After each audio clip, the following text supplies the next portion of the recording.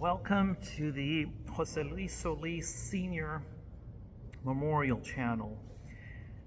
My father passed away December 26, 2024, and he always wanted to write a book. And that's something my mom told me.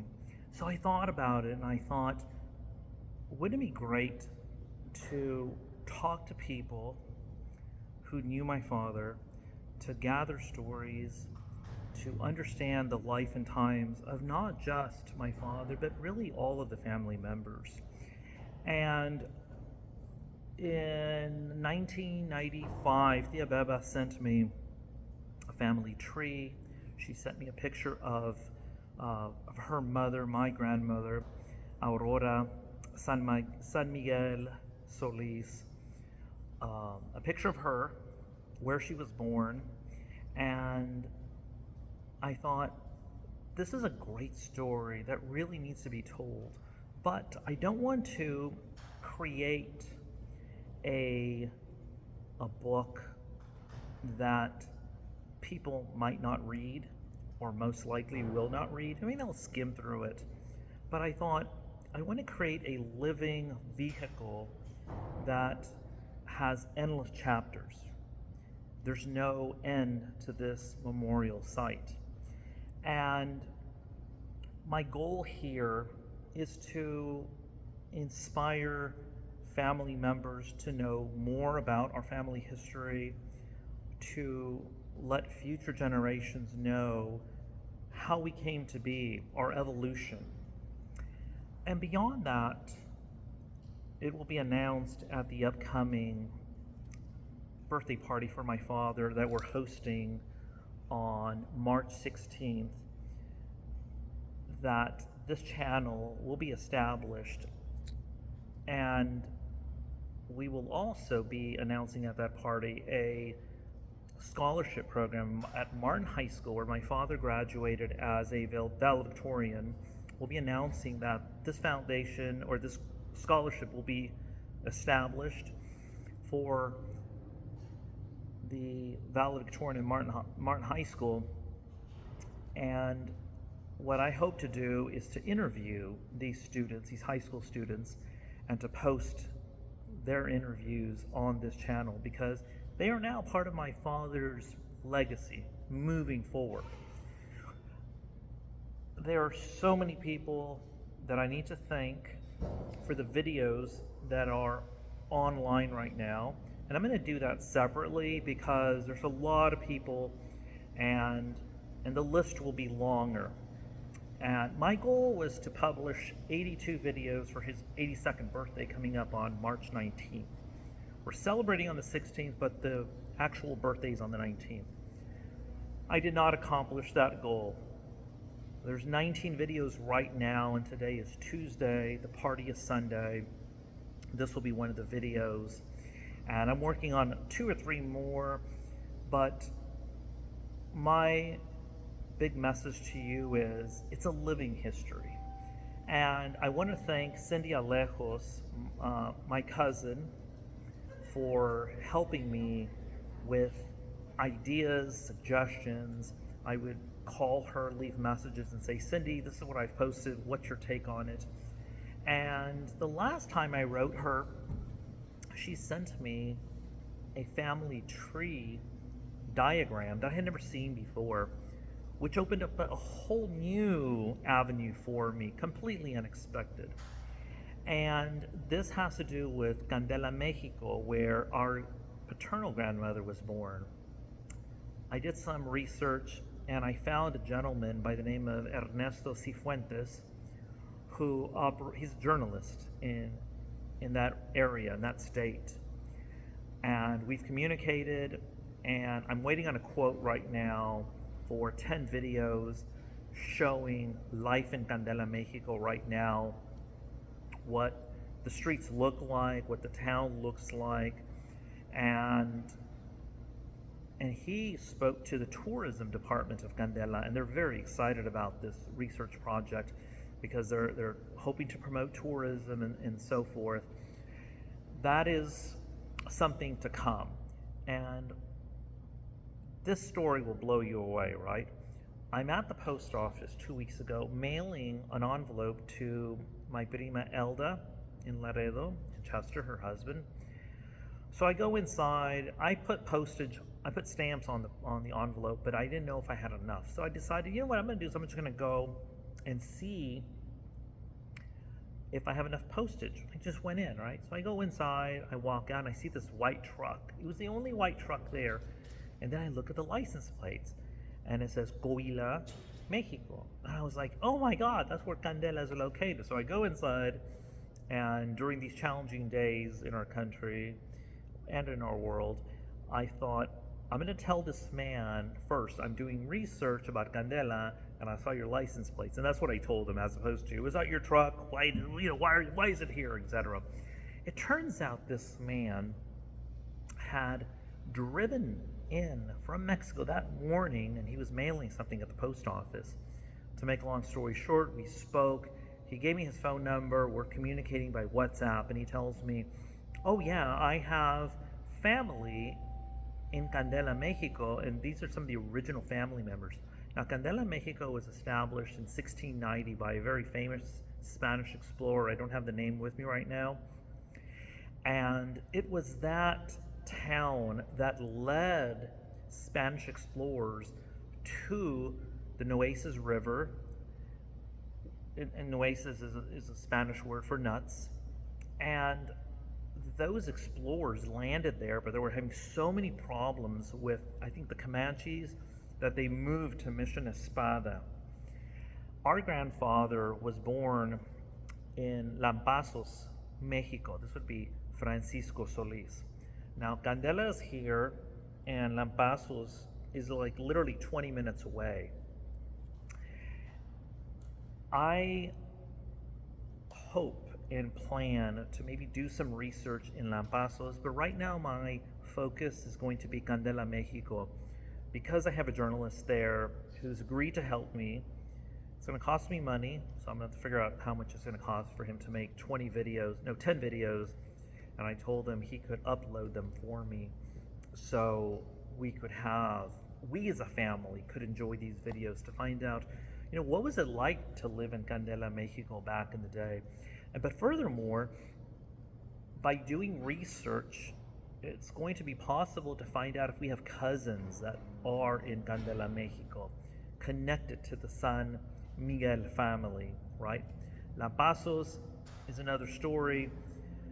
What I do have is a document that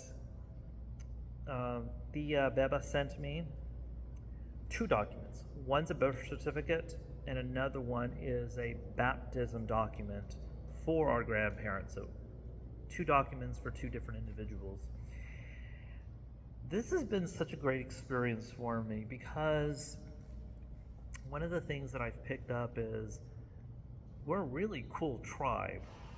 And after meeting with Cindy, or interviewing Cindy and Fred, after visiting with her brother Juan Solis III yesterday, and just talking to other family members about this project, every time I'd leave an interview, I would think to myself, I'm really blessed to be connected with these family members, these amazing individuals. And the concept of service, helping people, doing your best to shine in whatever you do, is something that came through over and over and over again. And when I went to the 2 homes where my father and his siblings lived, it astounded me that those humble beginnings were truly humble beginnings. For example, in one of the interviews, a family member told me that it would get so stuffy in this 1-bedroom or 2-bedroom house, because there were 2 houses in Laredo. There was 3 houses separating each one, and one of them was on San Pablo, which is directly in front of the creek, which is connected to the Rio Grande. And what I was told was, it got so stuffy in the house, they would lift the window up, but the creek was so polluted and it smelled so bad that they would have to close the window. Maggie, or Margarita Elena Solis, my youngest daughter, and I were in Laredo last weekend, and we were there, and it was about 80 degrees, which is very cool in Laredo. You could smell the creek. And I share that with you because my father never talked about that with us. And he could have said, I came from this humble background. I was born in this house. In fact, the house on San Pablo, my father was born there. All the other siblings were born there. And only my tío René, who was interviewed for this program, was born in a hospital. And they moved around the corner to Farragut Street, 1905 and a half Farragut. Or maybe it's 905. It's either 905 Farragut or 1905 Farragut. It's in the video, right? So the first house I was standing in front of after I visited with Tío René, because he showed me, he says, this is the house. So I went back, and just like a mystical occurrence, I see this young man, or he's watching me, like, why are you in the Barrio Azteca taking pictures of this house? And we had a conversation, and this young man says, oh yeah, my family members knew the Solises when they lived here. Now keep in mind that the Solises essentially left, I want to say, in the 60s. So we're talking about 60 years ago. And this young man saying, oh yeah, my parents, my family members, my Lonado family members knew your Solis family members. So I wrote this young man and I said, if you can introduce me to the homeowners, I would be willing to pay for their time so I can go inside those two homes and film. The home on San Pablo has not been updated probably since the 30s or the 40s. You'll see in the video, it's abandoned, it's run down, and it's a complete mess. But I'm very curious to know what it looks like inside. And I'm determined to go inside of that house, film, take pictures, and if possible, take some souvenirs if the homeowner is open to it. And that living history is real. It's there. It's not just an empty lot. It's the house is there where they were born. And there's so many lessons for us, the siblings of our tios and tias, that one can learn from. And these lessons I want our children and grandchildren to know and to understand. And that is, this humble house, our Solis ancestors helped create and give the world social workers, Tia Lucy, people who were passionate about others, Tia Beba, right, who just lived for her family. You're talking about Tio Pancho, helping his parents as they aged, buying suits for my grandfather, always making sure they were fine, they were okay, visiting our loved ones who had gone on in Mexico and in Laredo. You have stories about Tio Raul meeting his bride, Tia Gloria, in Laredo around the corner. I mean, just beautiful love stories. My father and Tio René. Tio René in one of the videos talks about someone saying, oh, you're from this poor district. And he said, yeah, that's right. And I own it and I'm proud of it. And of course, Tio Neto, who was such an amazing networker. And once again, the stories of him taking someone who needed a job to a bank and telling this bank executive, I know you need a teller. This person sitting right here would be a great person. I know this person, I know the family. And these stories would have been lost had they not been preserved. And my feeling is that preserving them on video is going to go so much further down the road. And who knows what future generations will think of these videos, will say about these videos. But this was a gift in my eyes for my mother, right? And my kids. So I could bring my father back to life in spirit by having these videos about his life. But what occurred to me after the second video was that this is a gift for all of my Solis family members. It's your story, it's our story. And it's a story that continues to evolve and to change. And there's so many children and grandchildren that I intend to interview, to talk to, because it's a beautiful love story, but it's an amazing American love story about people coming together, helping each other out, and just making the best of challenging situations. But that passion for serving, I see it in my two daughters completely. And you start to see the connections. And for me, that has been the most beautiful part, because you can understand why things in 2025, why they are the way they are, and it's because of the past. And it raises big questions, which is, where are we going down the road, and how our values and the things that are important to us influence future generations. I mean, what the seeds we're planting, in fact, that was an argument, but it was a point of discussion with my primo Juan Solis yesterday. He was talking about the acorns and the seeds, and our Solis grandparents were migrant farm workers. I mean, that is a reality. I had never really heard those stories either, but it's real.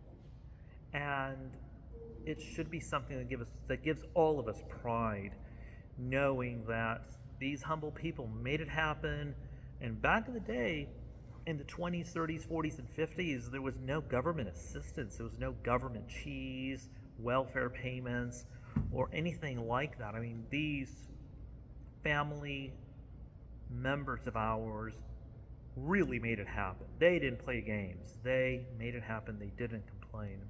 Now, I want to end this brief introduction to this series, which will be announced on March 16th, with the domain name joesolis.com, right? So I'm hoping at some point to maybe build out a website, but in the short run, that domain name, and I bought that domain name like 9 years ago, and I just thought, I'm going to buy it because who knows, maybe I might need it in the future, or somebody might hijack the name and do something with it. And who would have thought that that domain name that I've owned for years is now a hyperlink to this YouTube channel. And in my opinion, I think YouTube is the future, because it's a good way for those of us to publish stories, be on the ground journalists, and present information in an unedited manner. In fact, this was important to me. I do consider this to be a documentary, but it's a documentary that does not have editing outside of posting videos in a specific order. And the reason that's important is because I want you to hear 53 minutes with my cousin Juan Solis. I want you to see an hour and 25 minutes of unedited videos with my tia Carmen Solis, my prima Elda, and Chester. You're seeing everything, and you're not having me decide what you're going to see. These are the exact words that I heard and I recorded, and they're being presented to you. You can decide what you think about them. You can decide if they're important to you, when to stop, when to start. And I'm hoping it starts a discussion that you share with me about future projects or success stories that can be shared. For example, my cousin Rachel, she and a group of medical professionals go to Mexico with their church to help individuals who are having vision challenges. That's a story about serving. That's a story about doing good things for others. And I want future generations to know this is where you come from.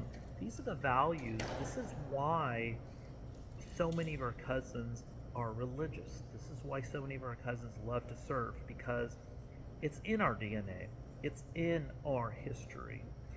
Let me conclude this introduction to the Jose Luis Solis Memorial webpage with one final story. And this happened in February during the Super Bowl. And it was a conversation that I had with Desi Solis. Now, let me back up a second. Raul Solis Jr. has a son, Matthew Solis. Raul, my primo, adopted Matthew because his mother had Matthew with his biological father. But Raul adopted Matthew, and Matthew assumed the name Solis. So here's Matthew, marries Desi Solis, and Desi is from Hawaii. And they were married, I want to say, 9 years ago. In fact, I helped Matthew find a ring by Cabana, and I said, Desi's from Hawaii. Cabana produces these opal inlay rings, and the opal will represent water. She's surrounded by water. That's what Hawaii is known for. And Matthew took my advice, and he went to Meddlers at the time, and he bought that ring. So I see Desi at the Super Bowl party, and they have 3 sons. And these are not Desi's exact words, but she said to me, you see, my boys, we've given you 3 Solis young men. They have our last name. And I was really, really touched by that. And I was so touched by that because I thought to myself, Desi and our family don't have blood that's similar, right? We're not blood relatives, but we're soul relatives. And for me, what was so significant is that when Desi said, these young men, these male Solis boys, they are carrying on your last name. And you can now say that you have Solis family members of Hawaiian descent.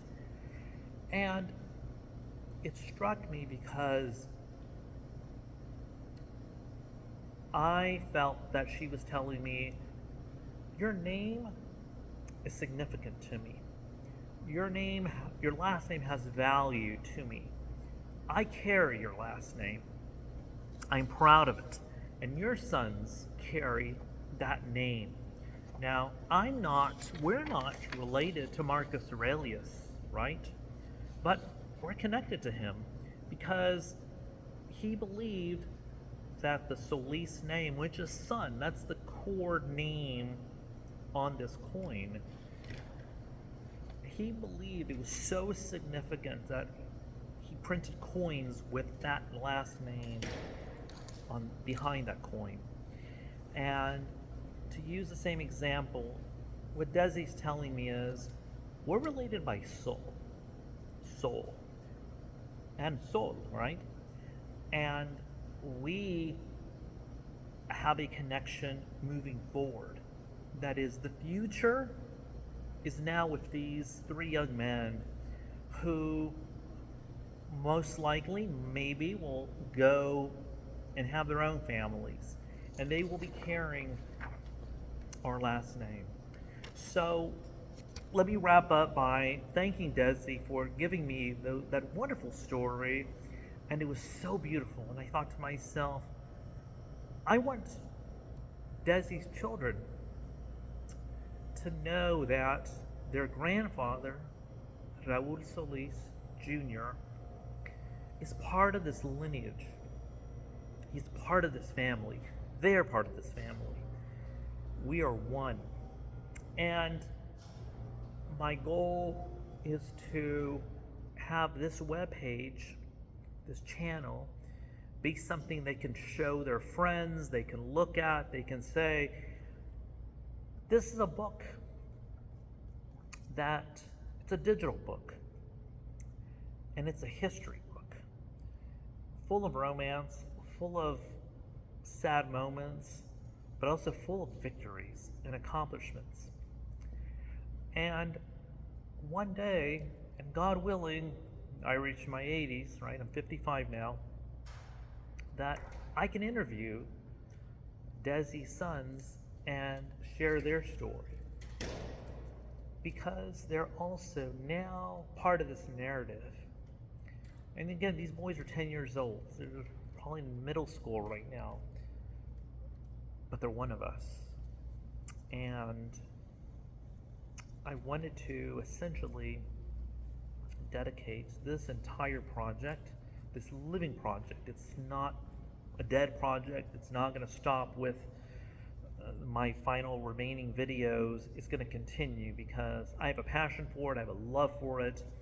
And I want my two daughters to know, where they're from, what our history's like.